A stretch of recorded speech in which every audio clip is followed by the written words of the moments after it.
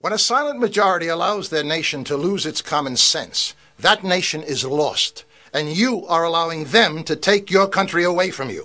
Is it common sense to adore at the altar of multiculturalism? Read your world history. Not one nation has survived as a multiculture. It's the uniculture that is your strength. One country, one culture, one language. Is it common sense that 84% of the people want to make English the official language of America, but your majority political party espouses insanity, ignores the people, and says no? Is it common sense that 53 countries, mostly in Africa, have declared English to be their national language, and the party who declares we will unite you says press 2 for Spanish? Is it common sense to adopt your new national religion of diversity when the very word means disunity? We founded a country on similarities, not diversities. One country, one culture, one language. You cry out for unity, but is it common sense to continue to identify yourselves by your ethnicities and not your nationalism? White-America, Black-America, Chinese-America, Hispanic-American, gay and lesbian-American, the Black Caucus, the Hispanic Caucus, the Women's Caucus. You want unity? Change your language. Isn't it time, once again, we all became just plain Americans? Or is that too much common sense?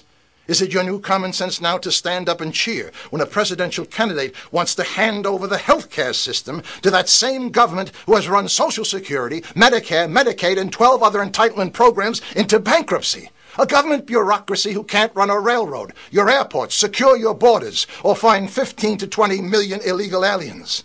That same government that allows Islamic women to take their driver's license picture wearing a neck scarf covering their face because it offends their belief. What's next? Allowing the Ku Klux Klan wearing their hoods? Is it common sense to bankrupt the American Treasury? Fighting wars for countries whose silent majority won't fight for themselves? Your debt is now $9.4 trillion. Is it common sense to continue to give away $9 billion of taxpayer money to unfriendly countries in foreign aid, including $2 billion a year to Egypt, who votes against the United States 80% of the time in the United Nations? All this while your own inner cities crumble. 40% of your high school graduates can only read or write at a 4th grade level. You have to import people from China and India for your high-tech industry because you haven't got enough smart people in America. And New Orleans and the flood victims of Iowa continue to be forgotten. This is madness. Lay down your misplaced global burden and rebuild America first. You can't support the world while neglecting your own country. Are you unifying the country with common sense when both of your presidential candidates cry out, we must show compassion for the 15 to 20 million invaders from south of your border?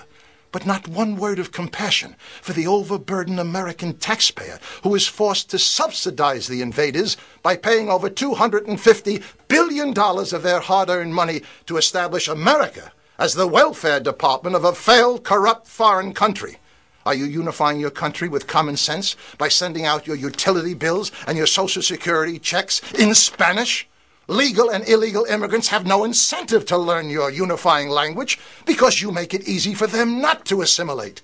How many of you write in big letters across that bill, English only, please, and send it back? Stop bending over backwards to accommodate every other culture but your own.